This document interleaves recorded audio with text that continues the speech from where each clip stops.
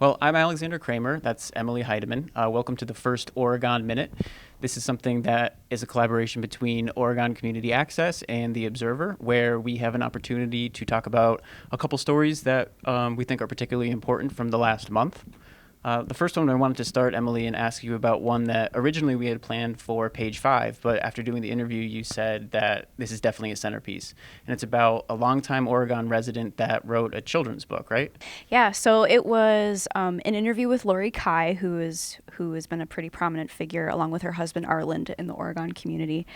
But it was about a book that I thought she initially authored called Scampy and Frisky, which is it's a book based on two squirrels that go on all of these different adventures. One of the adventures is they meet with a bird called Miss Jenny Wren, and they learn that just because they are squirrels and can't sing like birds can, they can still, appreciate the fact that they're squirrels. But it went even deeper when I actually sat down and started talking with her about the book, and it turns out that it was a series of probably a month's worth of stories that her grandmother, Edith Wagner, put together when Lori was sick as a child when she was 7 years old. So she was bedridden for a month, and her grandmother would handwrite these stories, and Lori would wait for the mail every single day.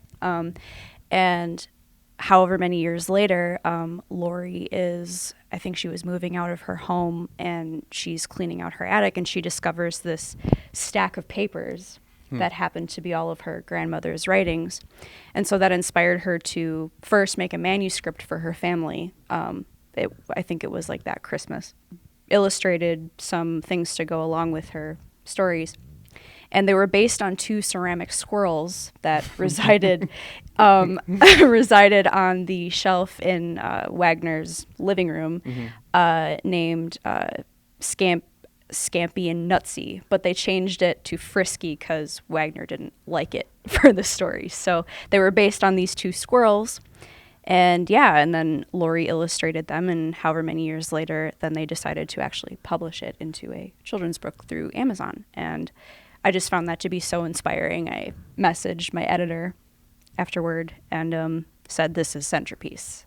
And he said, "Are you sure?" And I said, "Yes." He's like, "All right, I trust your judgment." And cool. Yeah. Well, thank you for watching our first Oregon Minute. Look for these updates maybe monthly going forward. If you have any ideas for stories you want to hear more about, definitely let us know.